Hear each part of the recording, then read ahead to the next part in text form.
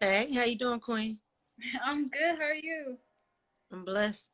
Well, thank you so much for speaking with myself and our followers today. Um, so if it's all right with you, we're just gonna go ahead and get straight into the interview. Okay. All right. First, can you tell me a little bit about yourself? I know that you're an activist, but I also know that you're a businesswoman. I did do my research, so can you just tell followers about yourself and what it is you're doing right now? Um, like she said, I go by the name Shar Bates. I'm originally from Flint, Michigan. I've been in the industry for forever. I came here as an artist, so I've been doing some of the biggest music events in Atlanta for over 10, 12 years. Then I became one of the pioneers of indie radio. I took my independent show from 7 listeners a week up to 30,000. And then I started interviewing people live at hip hop events. And everybody kind of caught on as a trend. And then I happened to start talking about different cases that was going on in the media. And a lot of people was telling me to stop talking about it. Like they like, you got to make a decision. You either gonna do entertainment or you're gonna do police brutality. You can't do both. And when I started seeing how much of a problem, when I started seeing how much of a problem it was for me to be talking about, I'm like, wait a second, what's the big, you know what I'm saying? So then I went from being media, I went from being the media for the people on the front lines to actually being on the front lines. And last year I was featured on BET Cop Watch America, and part of this year. And I do marketing, and I've had my nonprofit for like 10 years. So I've been doing stuff in the community. So everybody that know me know, like, I'm not doing anything different. I know Mhm. it's a lot of people that's like, oh, jumping on this wave, but this is what I've been doing. It's been doing from the start, right? That's how you got your start. Go ahead and tell me about your nonprofit, Breaking the Chains, and like talk to me about how the current climate, the obviously the racial climate, and everything, and of course the pandemic that we're in. How is that affecting your nonprofit, and what are you guys doing in this moment? Well, first I have two different companies. My nonprofit is Breaking the Chains. My my community advocacy company is called My Vote is Hip Hop. And pretty much, you know what I'm saying, like we ain't trying to tell nobody to vote. You know what I'm saying? Democrat, we ain't trying to tell nobody to vote. You know, Republican, we our vote is for the people. That's what we always been for. You know what I'm saying? And we've been out here letting people know, you know, with My Vote is Hip Hop, we let people know the real, you know. We let people know this candidate on some bullshit. This what this one said they was gonna do. This what's going on in the hood, y'all. They said they were gonna do this. They ain't keep it, you Right. know. And then with breaking the chains, we are really out here like the Black Cross. Like we've sent semis to Flint, Florida, Texas. We've sent planes to Puerto Rico. Like we come in when it's emergencies in schools, mentoring and different stuff. And in the last couple weeks, it's just been crazy because we're at a time where everything that we've been telling people about police and the government and the way that they feel about us as a people, um, it's been happening that we've been so bored that you have no choice but to pay attention to what they're doing, and they're doing it so much that you can't escape it. Right. Right. You actually touched on one of my next questions. So recently I personally learned a new term called performative activism. And now you just said everyone is jumping on this new wave that you've been a part of, that your companies have been a part of for like since Kingdom Come. So do you have any and you also, said that we're so bored in this pandemic that we have no choice but to recognize the things that have already been going on. The world has no choice but to, stand up and see. But then you have politicians such as Governor Cuomo. Are you in New York? No, I'm in Atlanta, but I know y'all got some stuff going on up Yes. there. Yes, we do. And we have politicians like Governor Cuomo that are saying, you can stop the protesting. You guys won. But you just said is like one of your companies like, no, we didn't win yet. They said they were gonna do it, but they didn't do it. So what's some advice that you can give to uh, young activists, people in the community who are, just trying to do their part to, keep the momentum and keep the drive to keep making noise and keep putting, these politicians on blast? I would say stay vigilant, stay on it, stay consistent. I think that consistency is the most important thing, because we are in a microwave society right now, where people only care about things as long as it's in their face. If I can say anything to anybody, if you like it, we can't go back to the norm. The norm was toxic for us. Right. So this isn't something that you want to just do, you know what I'm saying, for a small amount of time. But don't think that you're not doing anything just because you're not front line. I want to say this to everybody, because it's a lot of shaming of people like, oh, you ain't out there in the streets, this, that, and the third. It's different positions within the movement. You do your best and you do your part of what you can. This is activism right here. You know what I'm saying? Like, Yeah. if you're a baker, if you bake cakes, provide some stuff for the people in the community or the organizers. You know what I'm saying? We need people on the inside. We need people that do IT stuff. You know what I'm saying? Just do what you can. You know what I mean? Like, and then make sure that you're also, being up on what's going on around you. I think that that's a big thing, because right now, growing, our parents, they're only going to look at the news, but we know that the news lie. I have to encourage everybody to know that we're the reporters. Like, we got more news, and we gonna keep it real. When Right. you post something truth, you gonna tell it from a for real black perspective. When Yeah. mainstream media post it, they're gonna give you us half the story and tell the part that they want, so they can control our perception of it. Right. So I just want to, encourage everybody to share the information. If it's something going on in your hood, share what's going on in your hood. If you know about resources going on, share about resources going on. Keep unifying. You know what I'm saying? Keep coming together. Like, we're on the brink of another Black Wall Street. Because what people don't understand is that they tore down Wall Street because white people had just they had just came out of the Great Depression. They didn't have nothing, and we was booming, and they was poor. Right. So right now we got to really start working together. You know what I'm saying? Whether you know that next person or not, don't be on no it's not time for no competition type of stuff. You know what I'm saying? So just stay alert. You know what I'm saying? I know y'all up there in New York, and they got some weak ass armed laws. You know what I'm saying? They got some weak ass armed laws up there for y'all. I got to say. But anyway, do I know it's other people that ain't, you know what I'm saying, in New York right now, but everybody even if you can't get a gun legally, then pick up some type of skill to make sure you can protect you and your household. You know what I'm saying? Like, it's it's just so much. But by Black, pay attention. Y'all stay out there, stay strong. For those who are out there fighting, you know what I'm saying? Stay out there fighting. Be up on the laws in your area, so when they come at you with the bullshit, you already know what's going on, so you can quote it before they get to it, because a lot of us know the law better than the police. That's facts. That's extreme facts, and I've learned that being, I'm in my early 20s, and coming up in, I went to a predominantly white college, and even just laws within that man-made society, people didn't know. And then coming into the real world from a working experience, from a personal experience, like that was a great point, that we oftentimes know, or at least will practice the law better than the authoritative figures that we put in place, or that are in place, to enforce it. Because it don't take that long. Anybody can be a freaking cop. It don't take that long. You got to go to hair school longer than you got to do to be a cop. Come on, bro. It don't take that long. Law school is longer than what it takes to become a cop. Like, ooh. Everything is. Right. And then also, we do have some, weak gun laws. That was also a good yeah.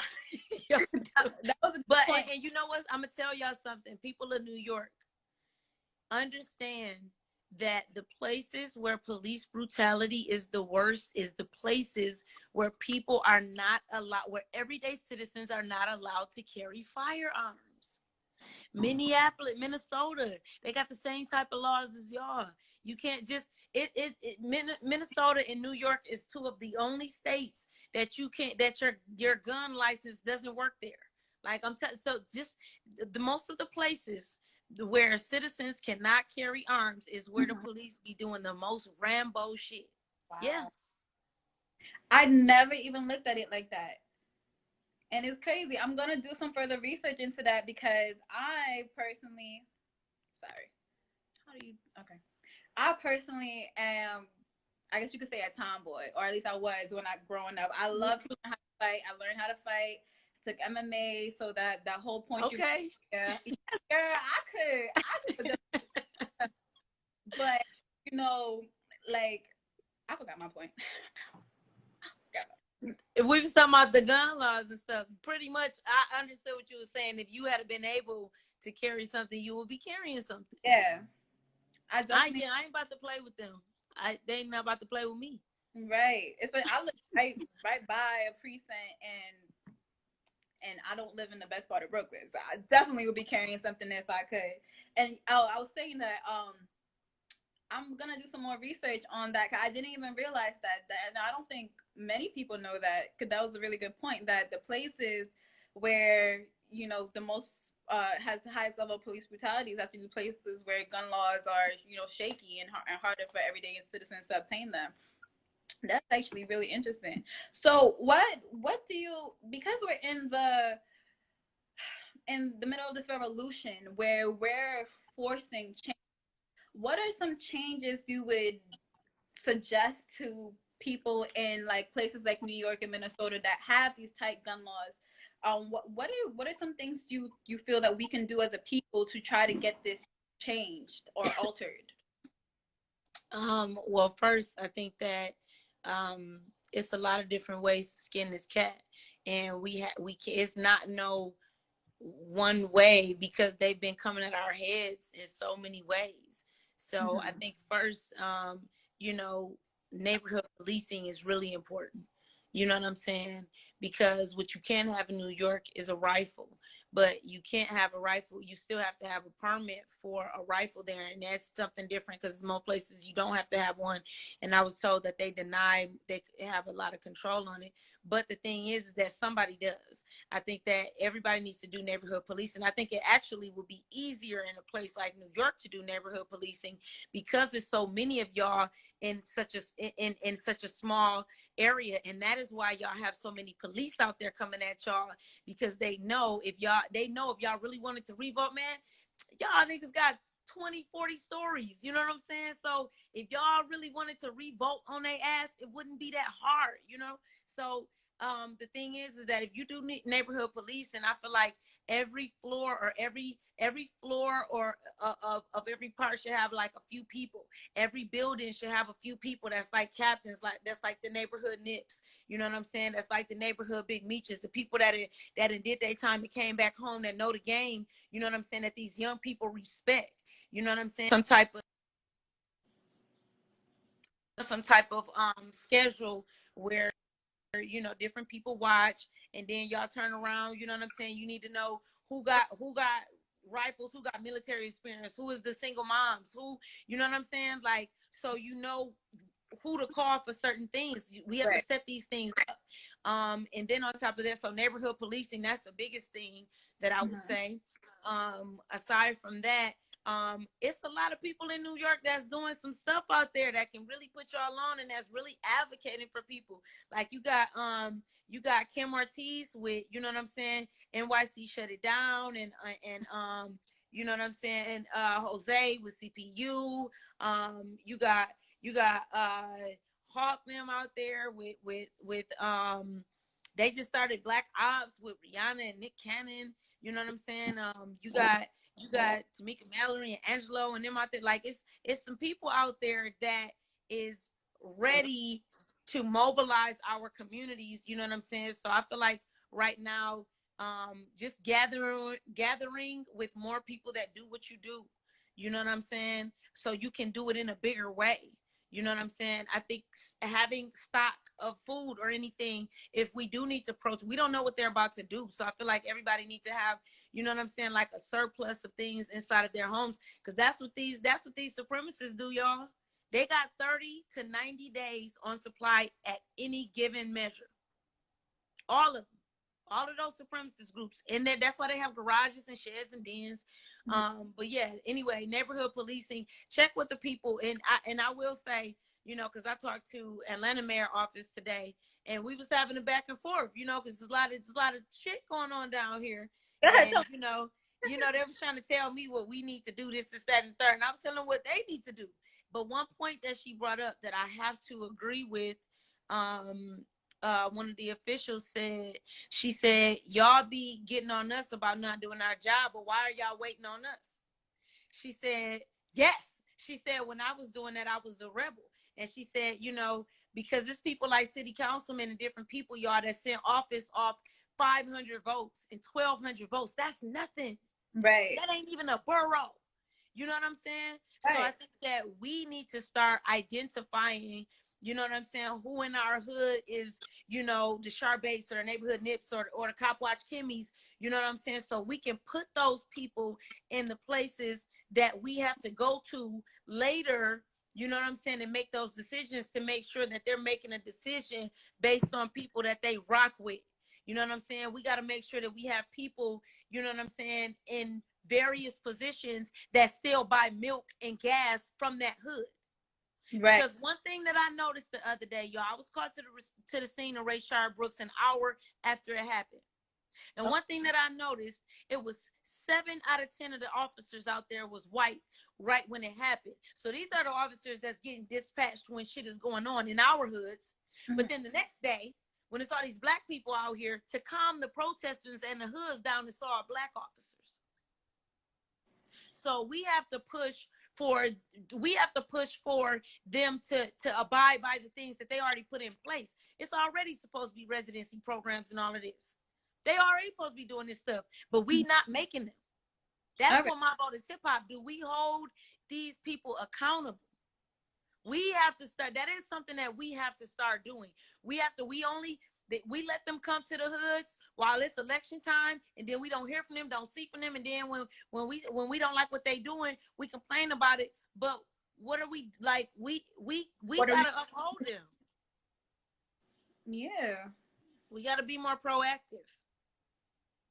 So, being proactive, since you're based in Atlanta, we also have some affiliates in Atlanta. So talk to us about what you want to see from the people in Atlanta, like what's going on right now, either with the organization or without, and what you need to see more of, especially from the younger generation. Whew, that's a loaded question. Take your time. First of all, what's going on in Atlanta is they just charged these officers with the death of Rayshard Brooks. The cops pretty much did an uproar. 5 out of 6 precincts walked off the job yesterday and said that they're not policing anything. They won't answer any calls unless an officer is down. But they didn't do nothing but make the rest of the hood stand up like we've been doing. Y'all been not doing y'all job, so nobody cares. Anyway. So, you know, so it's that they got that going on, you know what I'm saying? And the DA is pretty much one of the cops is saying he's going to testify. The DA saying that one of the cops said he was going to testify. The lawyer guy said that he ain't testifying. We don't know what's going on with that. But as far as what I've been doing, we've been pretty much putting out our demands to, you know, the mayor, to city council, to the governor. You know what I'm saying? We didn't got them to stop. They started back, but for what, like 6-7 days, we didn't have no arrests. We ain't had a curfew in almost 2 weeks from the demands that we sent to the mayor. You know, and we've been out here in the streets. And I've been out here with the young people, you know what I'm saying? Like, if I could say anything to y'all, I think y'all dope. I love y'all. You know what I'm saying? Like, I think y'all are amazing. I think that these young people is one of the most vigilant generations we've ever seen. Like, you know, and I don't think that the young people out here get enough credit. You know, from what I have seen personally, it looks like 70% of the people out here is young people. 70% of the people out here is between 17 to 23. Like, and they out here every day, y'all. Like, truth, Right. I done had 18-year-olds texting me on their iPod because they like, I can't text you from my phone because I don't want my mom to know I'm out here. But Black Lives Matter, and I'm out here for the cause. Like, and you know, and a lot of people have talked stuff about the young people, like, oh, they don't do nothing, this is that and the third. But then when they out here doing stuff, they talking stuff. You know what I'm saying? Like, they've been, like, y'all been holding it down. Like, period. Y'all been holding it down. And the thing is that I want to say to the young activists and organizers, it's gonna be some people, some older people that's gonna give you flack. Get ready for people to have shit to say. Get ready for people that you look up to be criticizing you. Get ready for people that you feel like supposed to be loving on you, getting mad because you getting more clout than them. But guess what? Everybody is not supposed to agree with you. Everybody not gonna like me every day.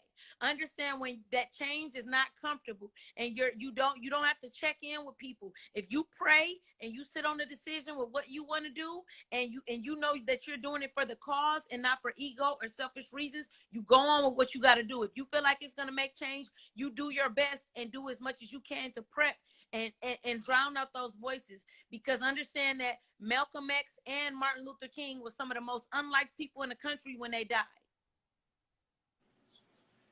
And they're some of the most exalted now. So when you're making change, it's gonna look crazy. Change is not supposed to be pretty. Change is not getting to the goal of peace is not gonna always be a smooth ride, because you're trying to get peace. But when has it ever been a peaceful revolution? Okay. Mm-hmm. Do your history, though. Do your history. Go look up the Black Panthers and what they did. Go look up COINTELPRO. I'm doing my history right now. I'm reading, you know what I'm saying, Assata Shakur, and I'm reading Dr. Claude Anderson. You know what I'm saying? Like, a lot of this information is out there. We got to actually go out there and seek it. So anybody that's listening, go look up Dr. Claude Anderson. Go read the story of Assata Shakur. You know what I'm saying? Go read about COINTELPRO. Go read these things, because when you go and find, y'all think they've been fucking us over. When you go and really read even more, not will you be more outraged, but you'll be more armed with knowledge on how to move forward through wisdom and vigilance. Because some of the things that we've been doing for so long that they've already have a formula down packed. So we can't do what we've been doing because that wasn't working. So it's time for change. And I'm excited. They can tear down the whole Babylon because it wasn't working. So I don't care. You know what I'm saying? It wasn't working. It's time for change. Right. And some change that we saw here in New York only this week, I want to say it was Monday, but my dates can be wrong, is that, was it the police commissioner, whose name I can't remember, one of the police commissioners, actually disbanded the plainclothes anti-crime unit in New York, which is actually one of the units that is most involved in the fatal shootings of unarmed Black men and, you know, unarmed Black individuals that, you know, get a lot of media attention. And so for me, I thought that was such a big change, because I lived in the hood all my life. And I remember something that kind of like scarred me when I was younger is that how I used to see. Can you hear me? Because you're frozen. Can you hear me? Mm-hmm. Okay, because you got frozen real quick. I remember, you know, seeing plainclothes cops every now and then, you know, all of a sudden come out of nowhere arresting someone. Like here in New York, we got dollar cabs, and whether or not someone wants to make the argument for whether or not they're legal or whatever, they're mostly run by Black individuals. And you know, all of a sudden you see this unmarked car, wee pulling over the dollar cab. Everyone got to get out and feel for their lives. And you know, it's situations And oftentimes the deadly situations start off as innocent as that, you know? So for me, that was such a win. But then you have people saying, okay, well, you're gonna disband this police, or you're gonna get rid of these departments, but what are you gonna put in place? It's like, we want them to disband it, we want them to change it, but what is the change you want to see? And I've had conversations where it's like, I even find myself stuck when someone asks me that question. Not that I don't know what change I want to see, but I don't know how to articulate it. So, like, so if you could articulate it in maybe a few sentences, or a few points, what are some of the changes when it comes to, defunding the police department and building up a new one that you need to make sure, or you want us as advocates and young people to make sure we make them know we want? That is a really good question. That's been the $1,000,000 question. Smart Right. girl. Um, it's fun. I went to a meeting of Black Lives Matter in LA, and it was so beautiful. It was like 600 people, white, Black, Chinese, Latin, everything. And they used a term that was my first time hearing it. They said, because anytime you use defund and different words like that, you automatically turn off certain lawmakers' ears. They said, divest the police and invest into the community. Okay.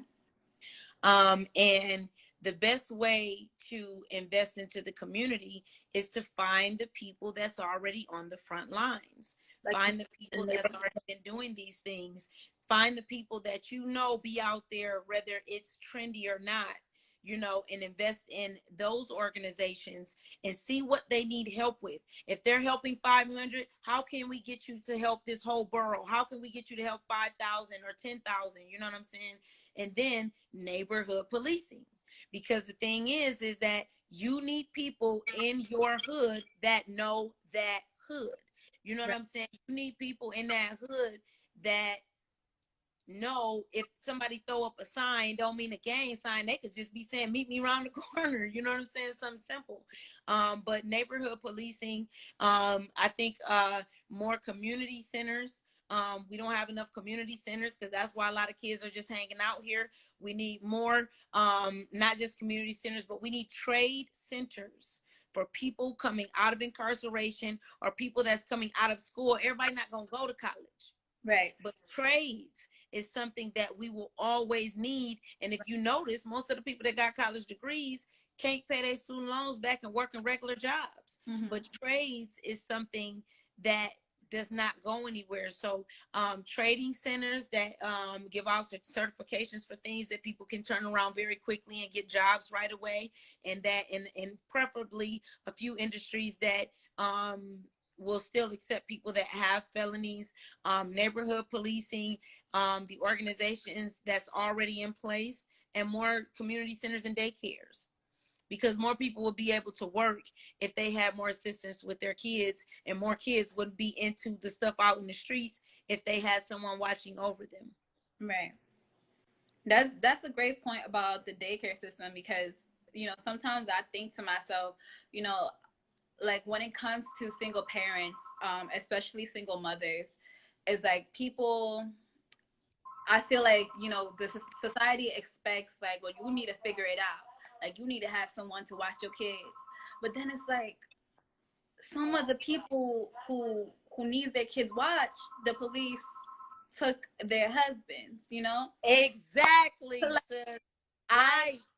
I don't know when, but that dawned on me, because I'm just a thinker, and I'm just like, isn't that the most bizarre thing? I mean, all right, we're in a time where there's a lot of broken families, of course, the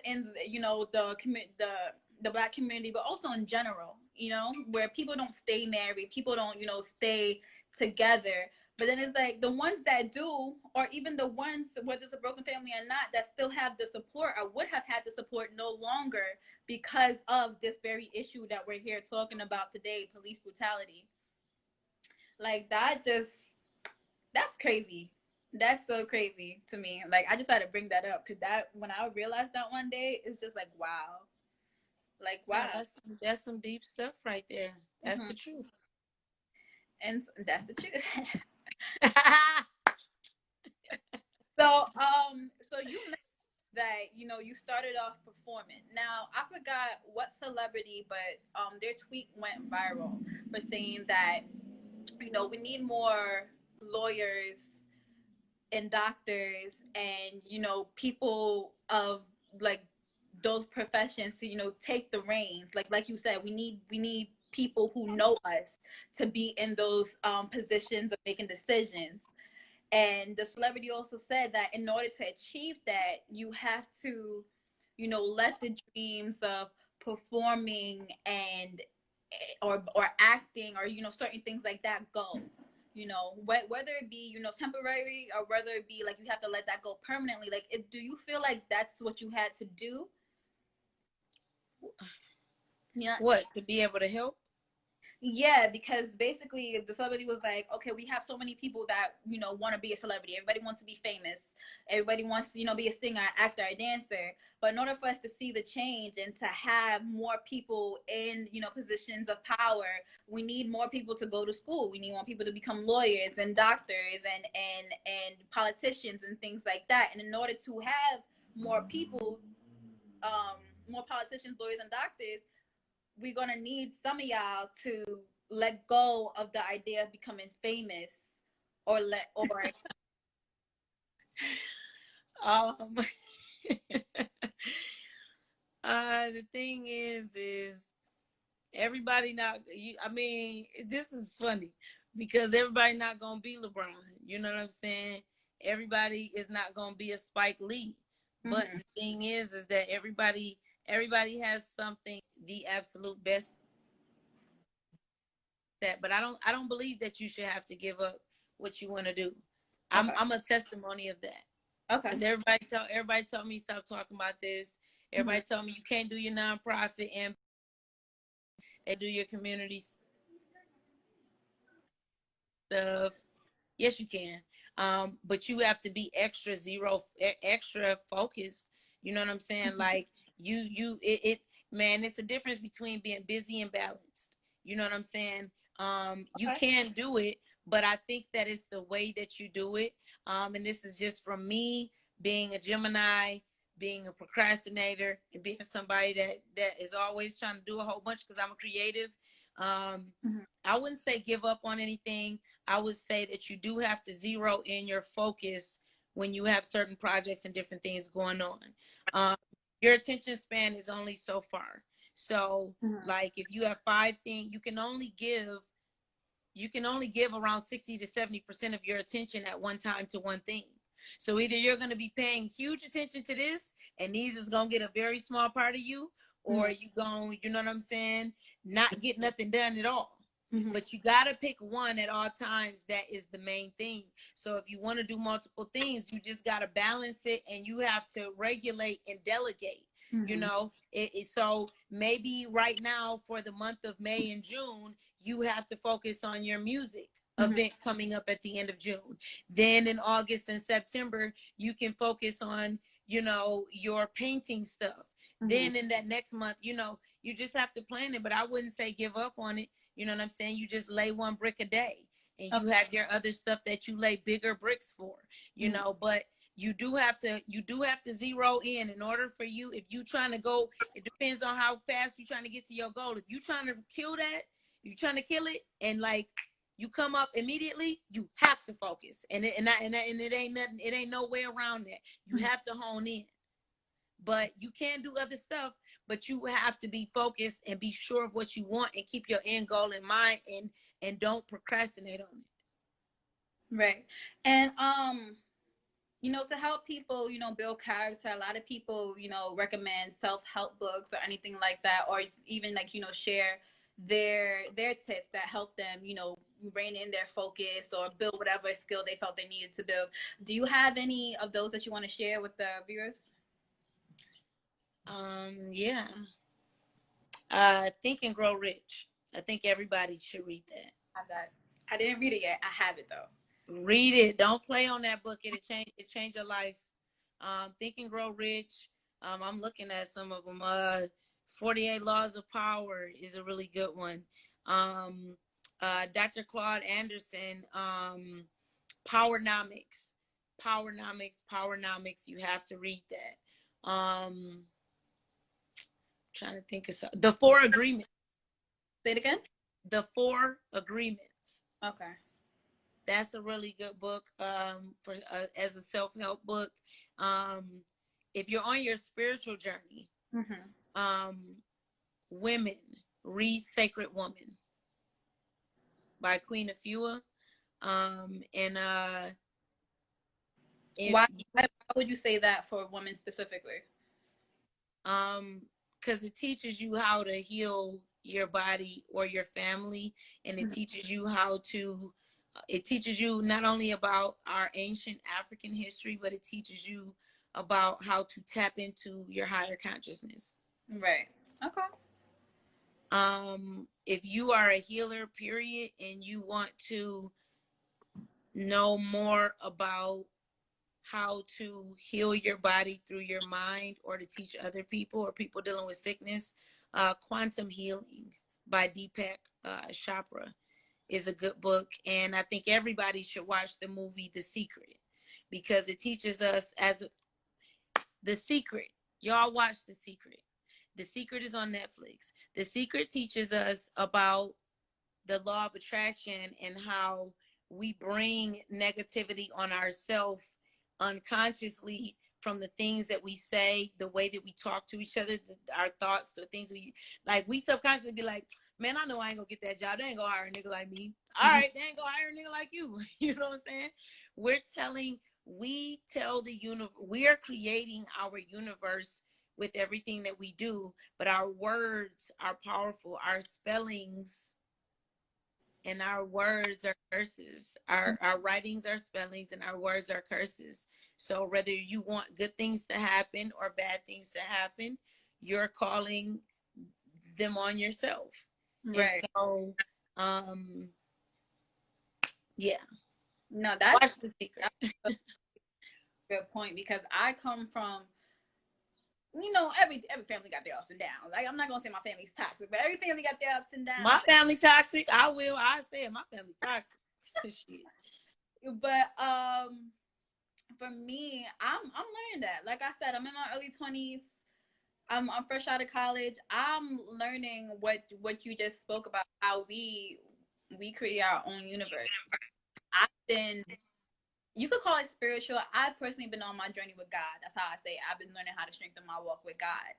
And there are some lessons, and especially the ones that you said when it comes to our writings or spells, and our what was it? Our writings are spells, and our words are curses. And our words are curses. We're commanding. Yeah, all of our words are. That's why they say words are powerful.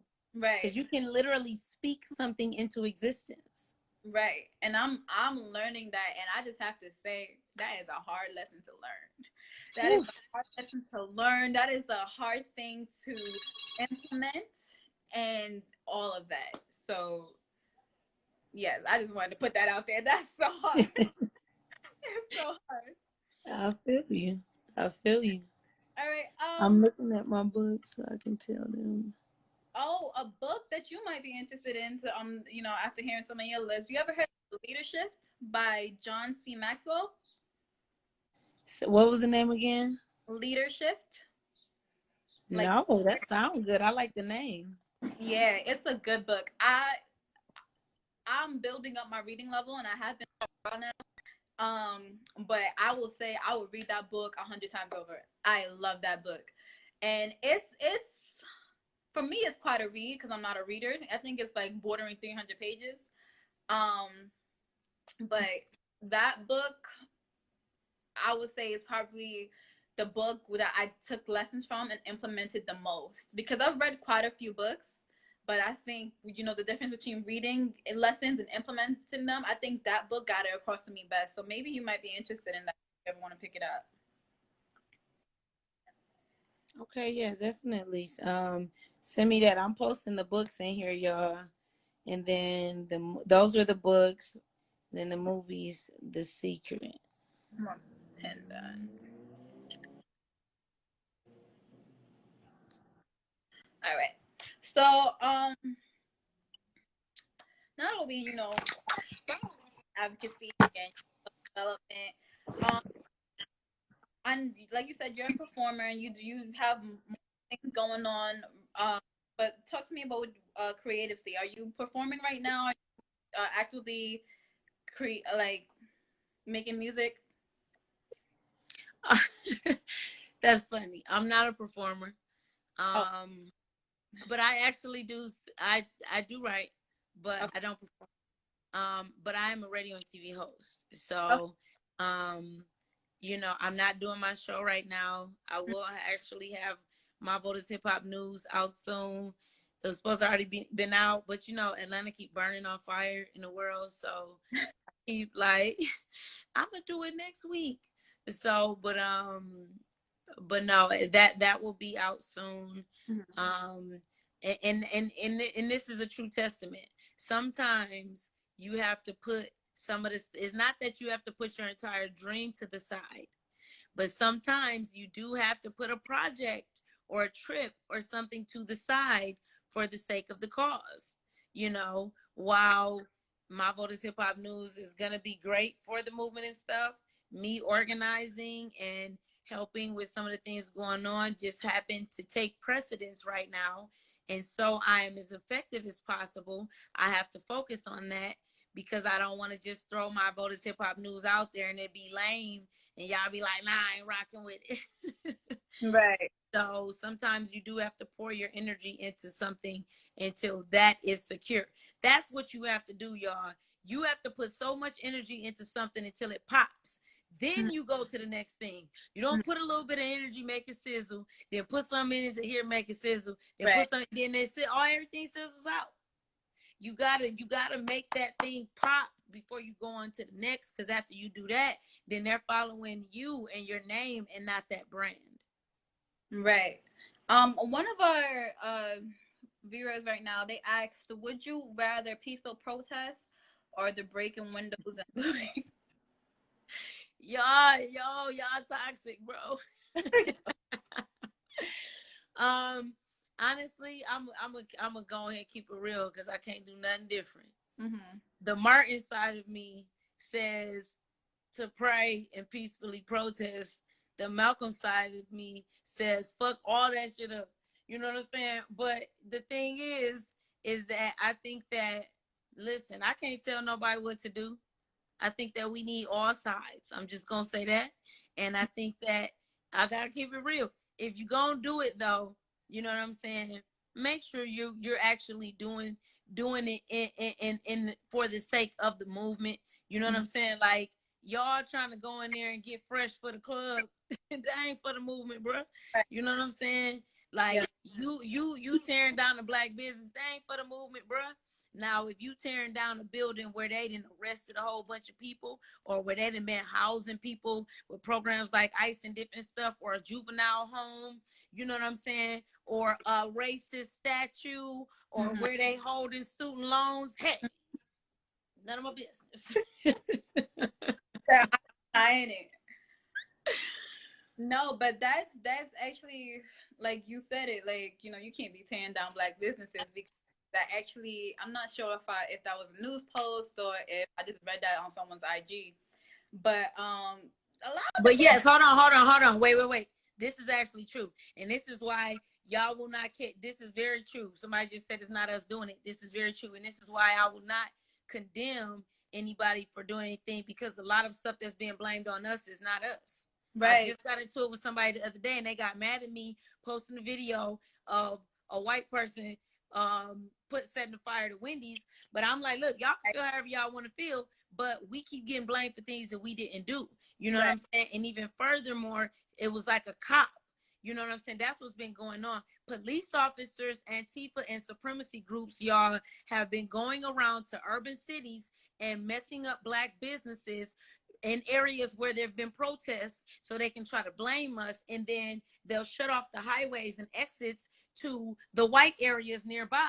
So they'll protect their neighborhoods. Mm-hmm. But then they're bringing in pallets of bricks and different stuff to mess up our neighborhoods. So most oftentimes that's not us. Y'all ain't seen no activists tell nobody to go out here and mess up nothing. Y'all ain't seen it.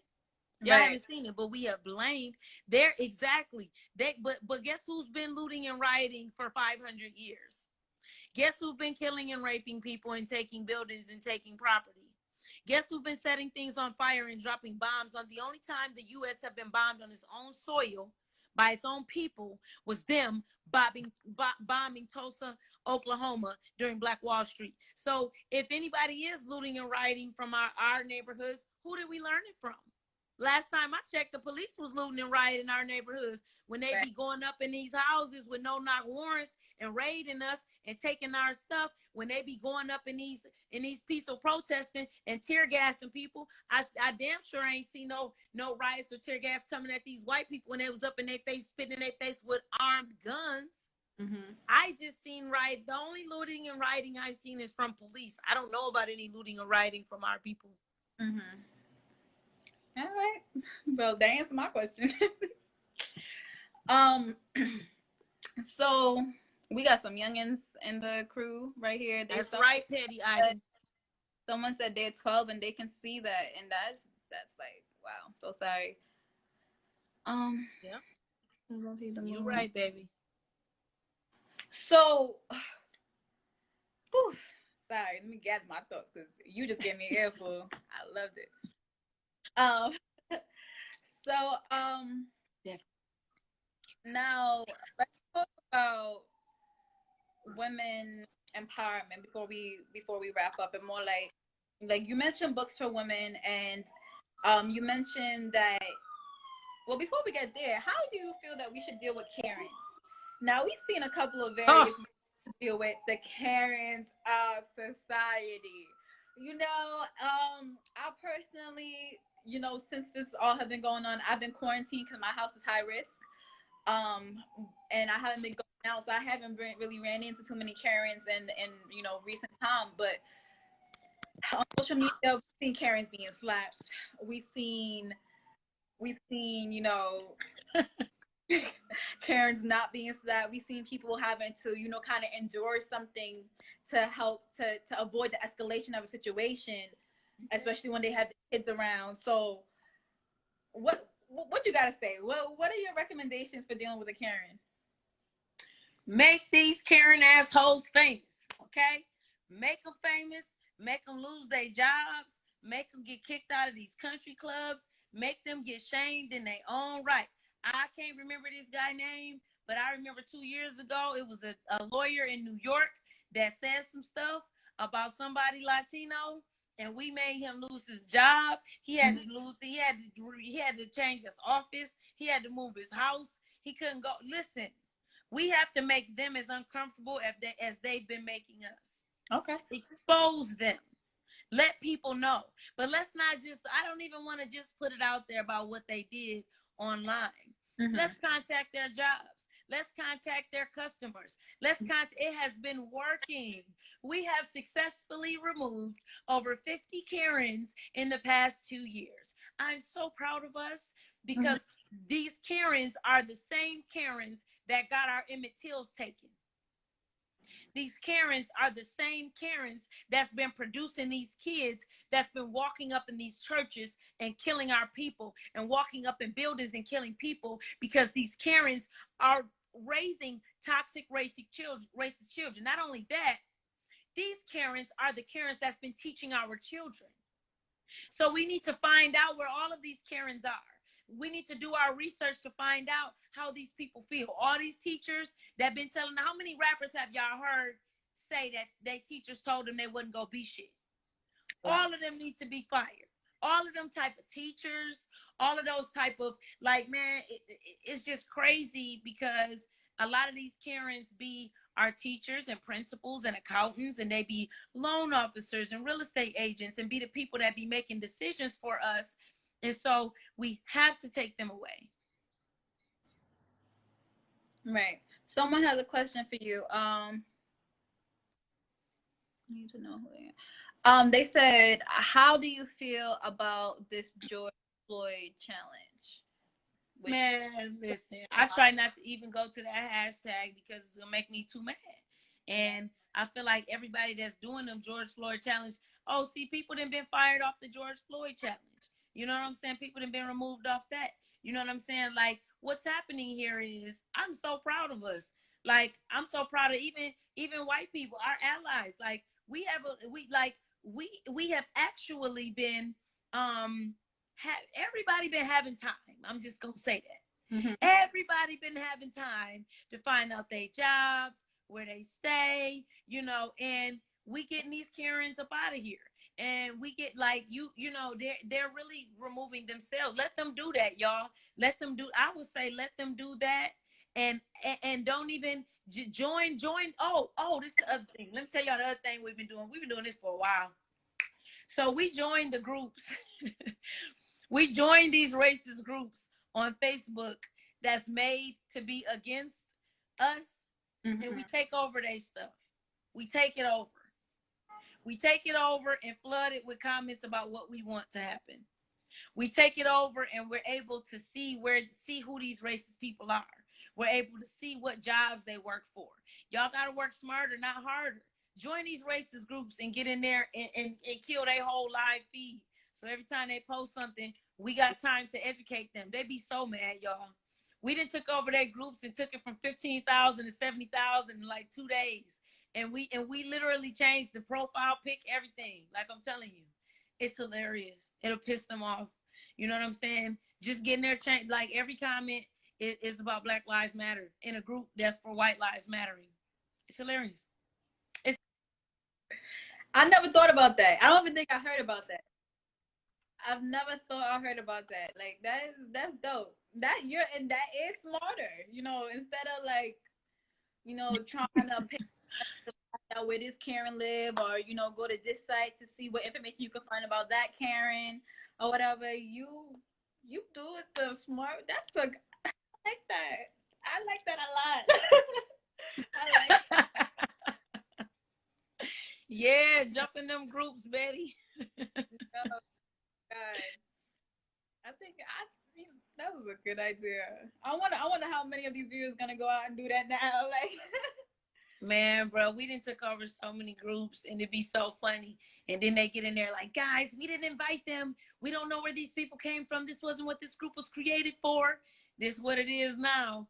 People just posting pictures, doing a whole bunch of black stuff in the group. Just doing a whole bunch of black stuff, cooking ramen noodles, posting videos of it.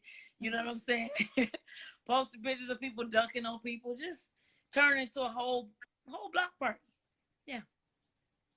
So I also want to touch on protecting Black women. Protecting Black women. Let's just talk about it. Oh my God, how do you feel are some of the most effective ways to protect Black women in today's society? Because like we already said that, you know, people should, you know, try to find whatever way they can to protect themselves, especially in states like New York, where you may not, where your Second Amendment right is bent to a crisp. And is it the Second Amendment? I don't know. The right to bear arms is bent to a crisp. So what are some ways you feel that, you know, Black women, how can you protect yourselves, or how can we protect ourselves? And Black men, what do you want to see from them? What do you think they should be doing more of? I think that every woman should own a firearm legally. Mm-hmm. I think that everybody and check the laws, because sometimes you have to have a permit to carry it, mm-hmm. but in some places it's legal for you to have a gun in your home, mm-hmm. or in your car, mm-hmm. you know, in an enclosed area, mm-hmm. you know, in the car, but you can't just carry it visibly or hidden. But check the laws on it, because it actually gives more rights than what they care to tell you, but they're not going to tell you. Right. The other thing, so self-defense classes. Mm-hmm. I don't know about y'all, but I always keep keep something on you that can be turned into a weapon, but that can get through security clearance, whether it's mace. They got little cuticle things that's really knives that can pop out. They look like a little nail file. They got little compact little mirrors and different stuff that you can keep a knife in. I don't know. I keep a screwdriver in my you listen. I think that you should always have something on you or nearby that can be turned into a weapon. Take Right. self-defense classes. Women do not need to be, you need to try not to travel by yourself too late at night. I know that my people get on me about this. I'm probably about to catch some flack to my right, but we need to stop sitting in our cars for a long time. That's something that I do because you know what I'm saying. But we can't do that because it's not the time for us to be doing that. But our men. I try not to talk about it too much right now because it pisses me off. But a lot of y'all men out here talking about protect black women. Do the women around you shitty? A lot of black men be talking about protect our black women, but you ain't taking care of the queens in your presence. Black women have been carrying too much on our shoulders for too long, and we're tired. We're tired. So I need my men to stand up. I refuse to post that video that I heard about the other day. I'm like, oh no. Oh no. So, I think that we have to honor ourselves more and our black men, and not to say that because we can't say that all black men, you know what I'm saying, is that way because I know some amazing men. I know some men that I feel super comfortable with, but it's a lot of men that I don't think that they would do nothing if something popped off and I feel like I'm on my own, you know. Right. Well, we were just talking about, women defending themselves, but I also want to talk about, dating, a love life. Like, come on, we gotta be realistic. Gotta keep it real. So, well, first, like, what is your relationship status?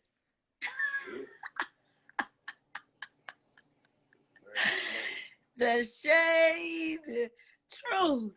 I thought we were talking about. I am married to the movement. You're married to. Okay, that's a fair status. I like that. You're married to the movement. I'm just gonna say this.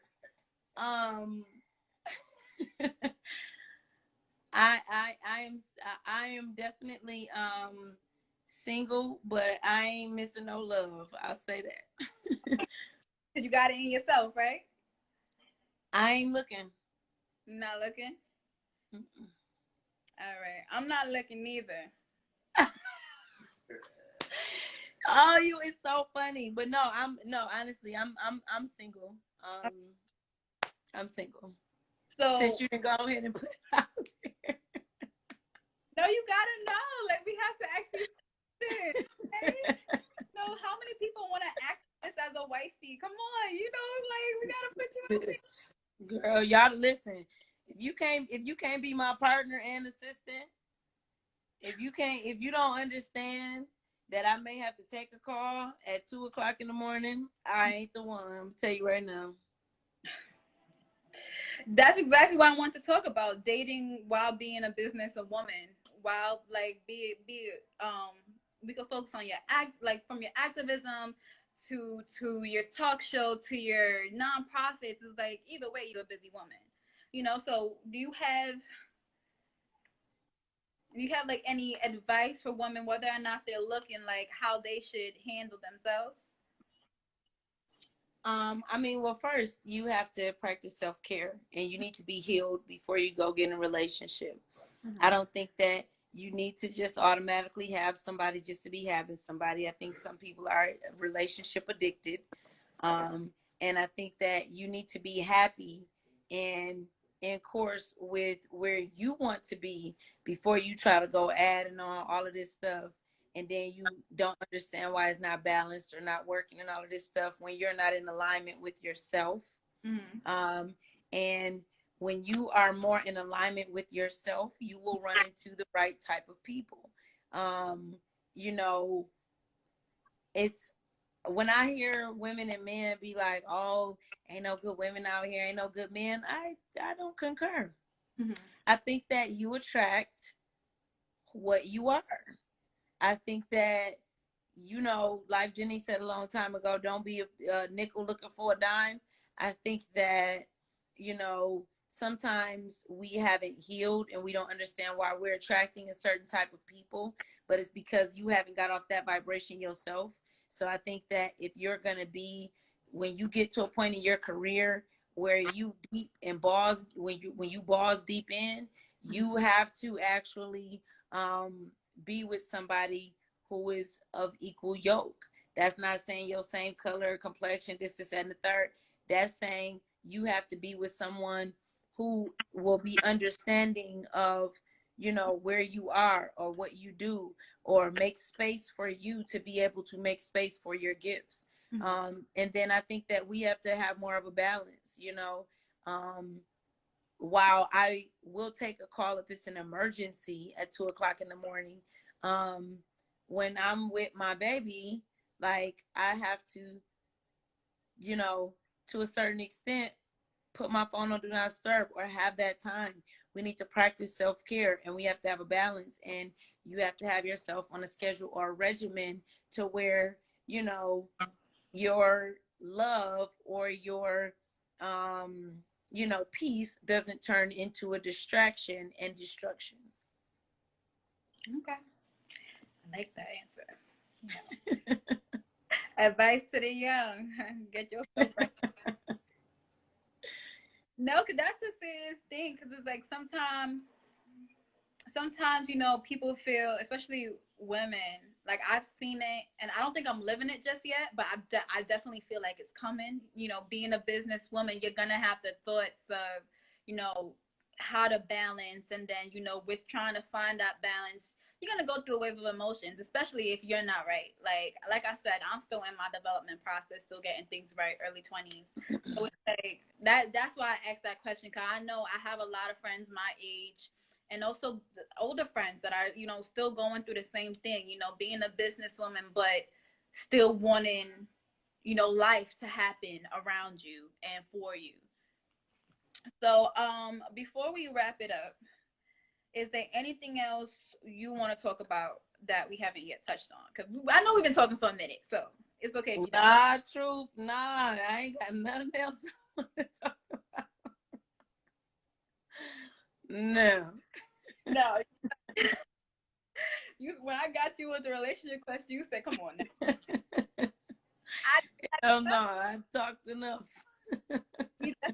We did, and definitely appreciate you. You dropped some real gems, and thank you again for joining me and our viewers. And, you know, have a great day. I appreciate you. Absolutely. Keep doing what you're doing, Queen. You're doing a good job. Thank you. All right, y'all have a good one. You too. Bye.